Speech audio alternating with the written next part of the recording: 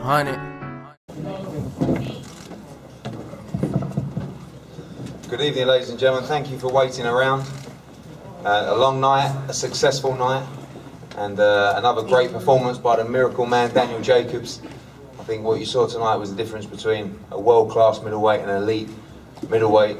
A beautiful performance, masterclass, out of the ring for 8 months. A little bit rusty, but you're not going to see the rust again. Already planning the next date for 2018. It'll be announced very, very soon. And I'm going to pass over to the miracle man, Daniel Jacobs, to say a few words. Thank you. Appreciate you guys for sticking around. I really felt like when I heard him in the first round, that was kind of a gift and a curse. Honestly, I wanted to go for the knockout, not just because I knew I could hurt him, but because of all the stuff that he was talking.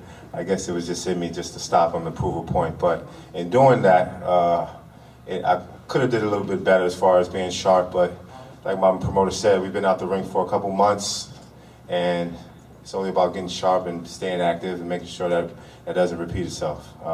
Much respect to Luis Arias and his team, but I did go out there and prove the point that I wanted to prove, which is that there's level to this game, and he was outmatched, and I knew the attributes that I brought to the table, that he wasn't able to deal with it, and that's exactly what we showed. I'm looking forward to bigger and better things. The future is very, very bright. Even though this, to me, wasn't the best performance, I'm looking forward to having the best performance in the near future. So, thank you guys, always, and we can go to some questions.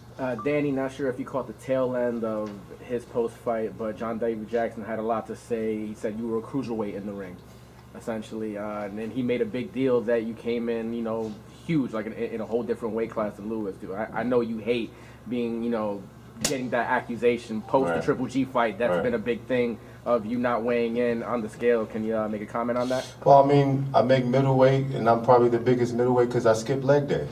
You see my legs, I'm skinny at the bottom and I'm big up top, right? So it's not my fault, that's just the way things work, but I'm just a really big middleweight, and I can make it easy. This camp for me was the easiest. A big shout out to Chris Algieri. This camp was the easiest that I've made 160. I was able to have breakfast the morning of the weigh-in.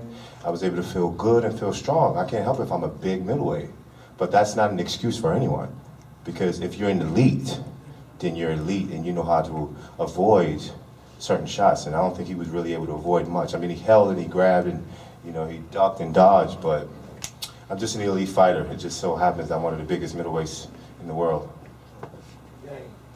Danny, Yes, sir. Congratulations. Thank you. Arias held a lot. Did the referee ever address that, you know, when he was speaking to you guys? Because it didn't seem